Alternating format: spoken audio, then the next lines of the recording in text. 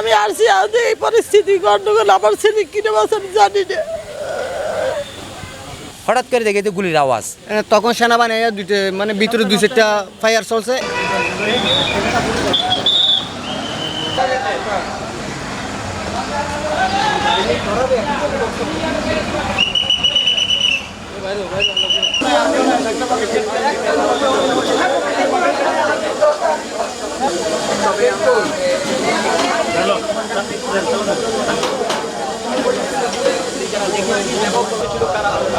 অভ্যন্তরে যেগুলোকে কারারক্ষীরা প্রতিহত করেছে এবং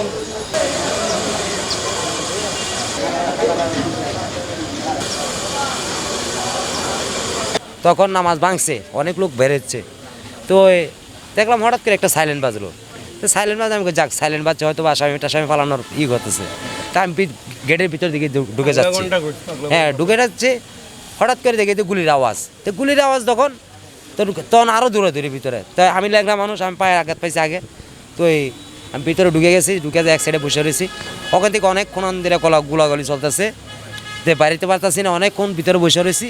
মানে জুমার নামাজের পরে ওরা সব একখানে হয়ে ওই করছে, সেই জন্য ওরা উজোর যখন করছে এটা ফলাকনটা দিচ্ছে।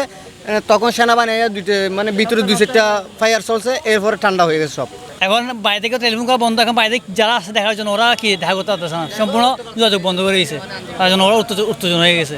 ওরা যেহেতু এখন ওদের ফিজিক্যালও টাকা নাই, আমরা টাকা দিতে পারতেছি না, তো এখন উত্তেজন হয়ে গেছে আর কি। এতটুকু পুরা শিশুগুলা কি কারাগারে বন্দি আছে, আমরা শিশু কি যাদের দাড়ি মুসুটা নেই তাদের কলেজে নির্যাতন করতেছে। 1000 টাকা গেলে 500 টাকা পিপিজি কার্ডের, এখানে কি ব্যবসা নাকি? আজকে একটা বছর ধরে 2টা মামলা জামিন হয়েছে, আর 2টা মানে কোর্ট বন্ধর জন্য হইতে পারে না হাইকোর্টে। 2 সপ্তাহ ধরে আমি আসতে পারি না, আমি চাকরি করি গার্মেন্টসে। আমি আসছি এই পরিস্থিতি গন্ডগোল আমার ছেলে কিনে বাস আমি জানি না। আজকে দেখা করছি কবে, অনেক দিন হয়েছে। ছেলের জন্য ছেলে যদি আল্লাহ যদি মুক্তি দেয় এটা চাই আমি। আমার ছেলেটা আজকে একটা বছর ধরে আছে।